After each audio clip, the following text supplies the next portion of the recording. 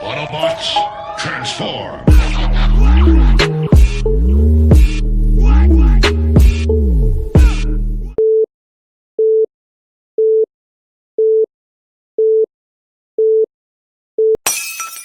What is up, everybody? Welcome to George Review's first ever top 20 countdown. At my number 20 spot is a Marvel Legend figure. It is a repaint of the monster Venom. It is Eddie Brock's version of Venom. The same figure, just done in a different paint job. And I tell you what a difference a paint job makes. And I'm also partial to the character of Eddie Brock being inside the costume. But taking a look at these two side by side, there is no comparison. When they repaint this figure, they made obviously a much better looking figure. And probably done on purpose to sell you one and then to get you buy the exact same thing again. But I bought them twice and I love this one even more. I might even chuck out the old Suit Monster Venom. At my number 19 spot is a throwback to 1985 because Walmart reissued Astrotrain in 2020. He looks amazing. For my money, this is the best looking triple changer it is. Only thing that holds this figure back is his size. I hated that he was tiny, but he pulls off all three modes very, very well. He looks good in his robot mode, in his train mode, and his shuttle mode. None of the three modes suffered from being a triple changer. He looks amazing. He even retains the die cast, his giant iconic blaster molded in detail. Astrotrain was an awesome figure then. It's an awesome figure now. And it clocks in at number 19 on my list. Sticking with Transformers. At number 18, Earthrise Hoist. This figure looks great. Molded in detail all over it. He looks just like the Generation 1 cartoon while retaining the Generation 1 toy look. In both modes, this was executed beautifully by Hasbro, and Hasbro sometimes doesn't get a lot of credit, but this figure looks amazing then and now. At number 17 is dual figures, and you'll see this throughout my countdown. It is the Tetrajet Seeker mode from Transformers Siege. But this time in 2020, we got Hot Link as a Walmart exclusive. Walmart is all over this countdown. And we got Red Wing at mass retail release. In 2019, he was a Target exclusive. He was hard to get and I couldn't get my hands on him. But I was able to get my hands on Red Wing in 2020. And therefore, both of these guys are on my countdown because I like Red Wing's paint job more. And they look great in both modes.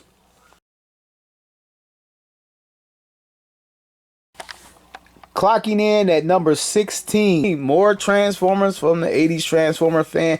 It is Transformers Earthrise Grapple pulling off and executing both modes beautifully. This guy is part masterpiece, part G1, part cartoon, and part updated action figure. He is amazing. One interchangeable claw arm and a blaster. Looks just like the cartoon, looks just like the G1 toy. What is not to like about this figure? 2020 was good for Transformers. Next up, back on the countdown, is Marvel Legends. This is Dark Beast from the Age of Apocalypse Builder figure wave. Dark Beast looks amazing. From his metallic pants that are cast in plastic. This is not a paint job on his pants. This is total plastic. It looks amazing. He comes with the hammer intended for the Sugar Man, but it's included with this figure, so I'm including it in the countdown. He comes with interchangeable hands, and just look at his sculpt. Look at the fur, the tuft on his arms, on his shoulders, and his forearms is sculpted amazingly. That face is incredible, from his garish teeth to his yellow eyes to the braids on either side of his head and the earrings in his ears. He is one amazingly designed and sculpted figure. Even those claw toes are amazing. At number 14 is Bumblebee. Now, Bumblebee ripped this mold off from Cliff Jumper, and Cliff Jumper is my favorite of the two characters, but Bumblebee pulls it off much better as a Volkswagen Beetle. It is a licensed Volkswagen Beetle from Bumblebee. He looks amazing. He pulls off the Generation 1 cartoon look, not so much the Generation 1 toy, a little bit Generation 1 toy, and he shares cues from the Masterpiece figure, and he just did a great job. I'm not a huge Bumblebee fan, but this is pulled off and executed beautifully. The transformation is amazing. He looks great in both modes. Next up is Soundwave on the countdown. This is another Netflix exclusive. Soundwave comes with both Ravage and Laserbeak. No need to track down the cassettes here because they're already packaged with Soundwave. He has light piping in his eyes. This is a one-stop shop. Everything you need is in the packaging. He even retains his cassette deck mode from the 1980s, and it looks amazing, impressive in both modes.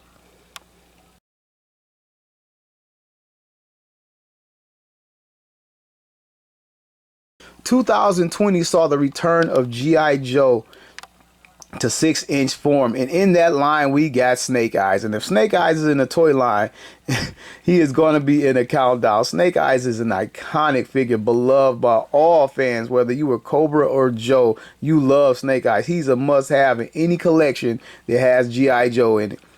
He's clad in all black with amazing details from belt, buckles, and straps to backpacks. He comes with multiple guns and his famous katana sword with grenades strapped to his chest. He is super articulate and highly posable. Snake Eyes has returned, and the funny thing is there's actually a better version out there. Number 11. Marvel Legends are back, and it is Red Hulk, this awesome, massive, bulking figure. He's also a re-release or repaint of an existing Marvel Legend. He was obviously the Incredible Hulk, giving the Red Hulk head that looks like it jumped right out of the cartoon with those haunting yellow eyes and those giant teeth in his mouth. The skull is amazing. He comes with interchangeable hands. He looks great from head to toe. Just look at that back. Look at those muscles. This is an amazing figure.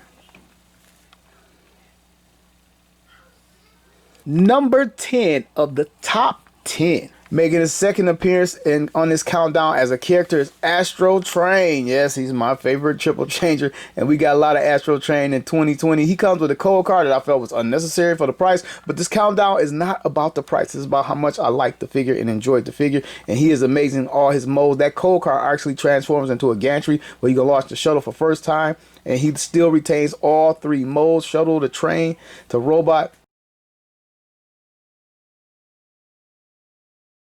Number 9 is SH Figuarts Goku. He is decked out in his orange gi. He looks amazing. And he would be higher on our countdown, but it's Goku in an orange gi, and we've seen it in 1,000 times. But he comes with interchangeable faceplates. He comes with interchangeable hands for his left and right hand. You can take this figure and recreate everything you've ever seen Goku do with the extra hands and the faces. This is 10 figures in one.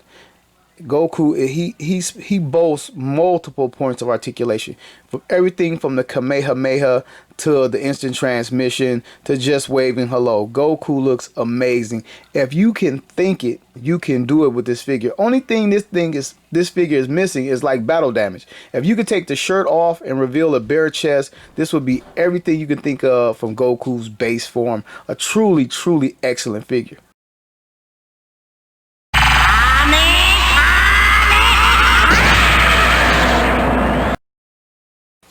Next up is Super 7 Thundercats Wave. Missing from this little turntable is Jackal Man because I couldn't find him at the time. I didn't want to litter this countdown with Thundercats or this mold, so I kind of cheated and stuck everybody in the same spot. All three of these figures do not occupy the exact same level at this number 8 spot. First up is Anthro. He comes with a ton of accessories. He's a truly amazing figure. He boasts all type of articulation.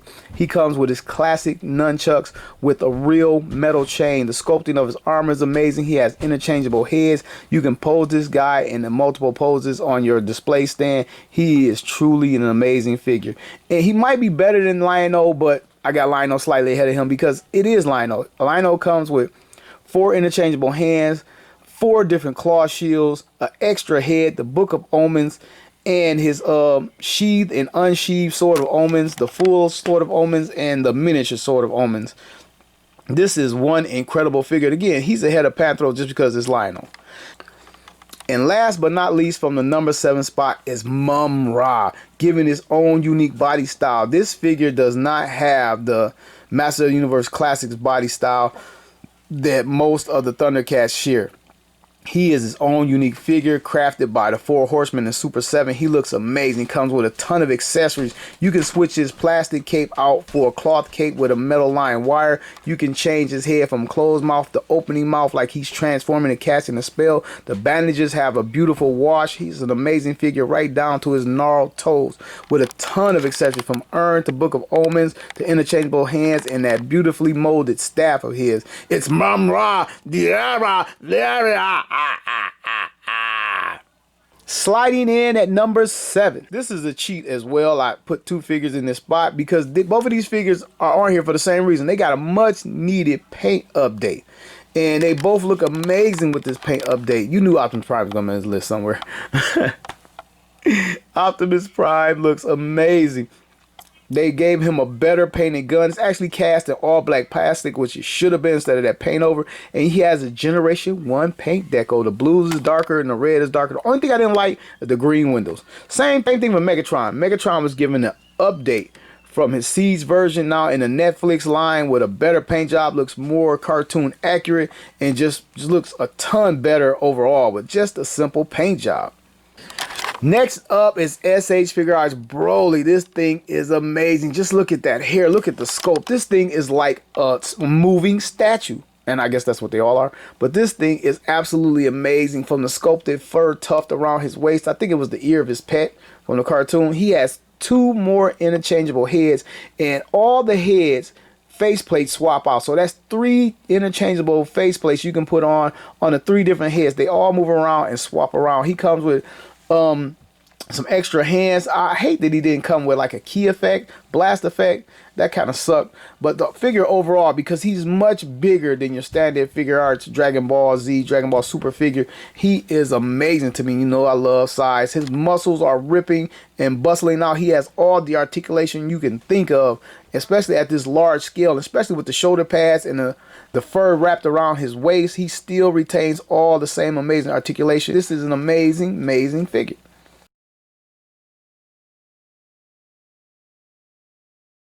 Red 5 at number 5 is Star Wars The Vintage Collection X-Wing Fighter for the 3 3/4 figures. This is an amazing looking toy. Amazing looking. Just take a look at the battle damage and the wash and the detailing. It is truly, truly awesome. This is my first time owning an X-Wing fighter in like 35 years at least. You know, I actually bought one before, but I never opened it and wound up selling it. The one where he was crashed on Dagobah, and it had like the little slime effect or whatever, like the vines all over. But take a look at this thing. It is truly awesome. It has a spot for R2-D2 holes. Most R2-D2s. I have 5 different R2-D2s, and all 5 from different eras of the Star Wars line fit right into the slot with no problem. And it has an opening cockpit, and you can put Luke Skywalker right inside. He comes with a targeting computer. And targeting computer can store to the side in case you don't want to use it. The internal cockpit is amazingly detailed. From the piloting stick that Luke can actually hold on to mold it and paint it in detail to stickers on the side. It even has like little hoses in the back that I never knew were there. And for larger figures, you can pop off the control panel and get a larger figure in there and reinsert the control panel for maybe like a Chewbacca. Underneath is a rotating gun that actually fires a missile. Don't have a missile at this time. The ship has landing gear able to be folded away and tucked away for flight. It even has a little compartment that Luke got food and supplies out of in Empire Strikes Back when he crashed on Dagobah and was with Yoda. On the back is the little lever to lock S-foils in attack position, which is a very nice touch. I wish these S-foils open a little bit wider, but they don't. This is pretty much it. You can force them open wider, but they don't stick open.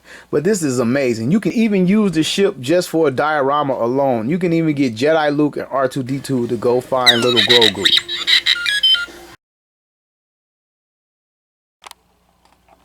Number 4. Transformers is back, baby. It is Transformers Earthrise Commander Class Skylinks. Only the second Commander Class figure we've gotten from Transformers Hasbro in recent years, and it is done beautifully. This toy is awesome. It sports a ton of articulation. It has the ability to split between both modes like the Generation 1. The only thing it's missing is the electronics. And I could do without the electronics for the brilliant scope and articulation. It has the Lynx mode, which is just as articulated and just as good looking as the full Skylinks mode.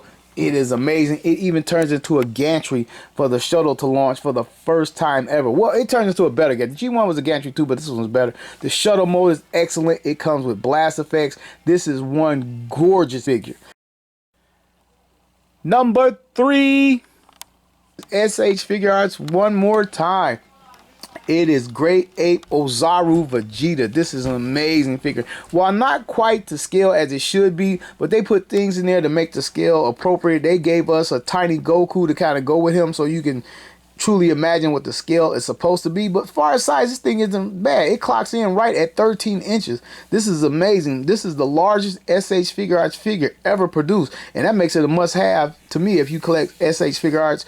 Dragon Ball, Dragon Ball Z, Dragon Ball Super. It comes with a slew of interchangeable hands. Don't you miss out on this toy. Open palms, closed palms. Even comes with interchangeable faceplate where you can simulate the battle damage. This is the battle damage eye. And to swap this thing out, all you got to do is pull off his snout. And the snout is even detailed. The teeth is highly detailed. The mouth, the gums. And take off his faceplate. And this is different. Only one eye is just damaged. Then you take this faceplate and shove it on his face. It actually makes a little face without it. And by the way, the tongue is actually articulated. You can lift it up, down, and side to side. It's pretty cool. Pretty cool. Highly detailed figure. Swap on the battle damage faceplate when Goku blasted him in the eye. And put the snout back on. Is it snout? We're just going to call it snout. And the lower jaw is actually articulated separately from the tongue, which is very, very amazing. This is one awesome figure. He even comes with a miniature Yajirobe that connects to the stand to simulate him chopping off his tail. And he even comes with a chopped off tail. An amazing figure.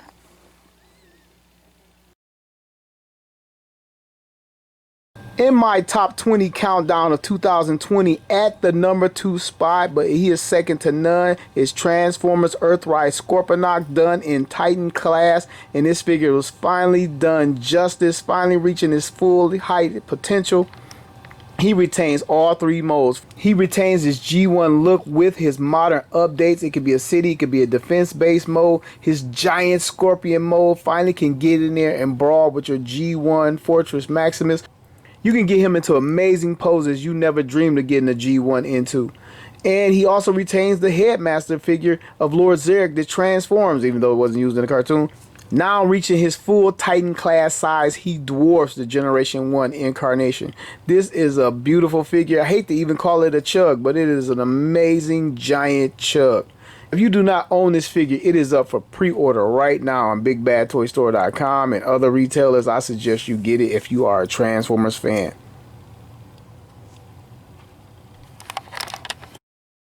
At number 1 is a mountain of a figure. It is Snake Mountain from Super 7 Classics toy line. It is the last piece of the Classics toy line to make it out to us, and they certainly saved the best for last. It is an awesomely detailed and highly molded playset that from its winding snake all the way around it to the vines sculpted in that look like veins. Both sides are amazing. It actually has 4 display options. You can display it closed from the front or closed from the back. And if you have the space, you can open it up and take a look at the inner workings of Skeletor's evil lair that is equipped with a working dungeon. You can't get a figure in there hardly, but it's still there. It has a lot of play space and creepy corridors for monsters and creatures to ooze out of. A lot of molded in detail to delight even the most critical fan of any Snake Mountain or any property. It looks amazing, from the little trap door that mostly works some of the time. And again, you can display it from the front, fully open. It is awesome. Works as a diorama and a play set. And the veins just look amazing. The faces, the lava fall, and the bridge. This thing is a sculptor's dream. This thing is amazing. Just amazing. Real metal chains. It even has the wolf head to simulate the iconic microphone. No sound, cheap bastards. But nonetheless, this is an impressive playset. And I don't want to miss out on the fact that included is Skeletor's bone throne and meeting round table that he used to gather his evil warriors and spy on our heroic masters of the universe. They spared no detail on this table accessory or anything else in this playset for that matter. This thing is truly awesome. A collector's dream. Once in a lifetime piece. It lands at the #1 spot on the 80s Transformer fans' greatest toys of 2020. So tell me, did any of my figures make your top 20? Let me know in the comments below. Autobots, transform!